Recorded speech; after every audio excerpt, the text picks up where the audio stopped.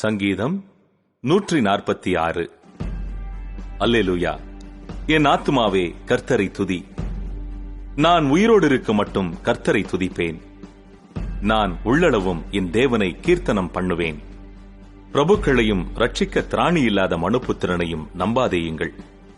அவனுடைய ஆவி பிரியும். அவன் தன் மண்ணுக்கு திரும்புவான். அந்நாளிலே அவன் யோசனைகள் அழிந்து போம்.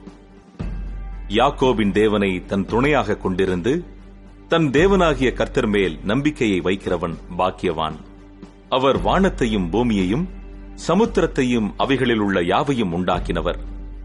அவர் என்றென்றைக்கும் உண்மையை காக்கிறவர். அவர் ஒடுக்கப்பட்டவர்களுக்கு நியாயம் செய்கிறார். பசியாயிருக்கிறவர்களுக்கு ஆகாரம் கொடுக்கிறார்.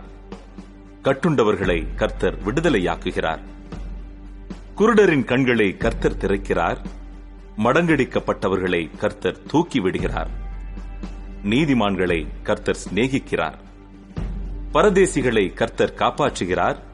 அவர் திக்கற்ற பிள்ளையையும் விதவையையும் ஆதரிக்கிறார். துன்மார்க்கரின் வழியையோ கவிழ்த்து போடுகிறார்.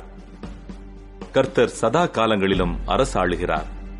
சியோனே, உன் தேவன் தலைமுறை தலைமுறையாகவும் ராஜரிகம் பண்ணுகிறார். அல்லேலூயா.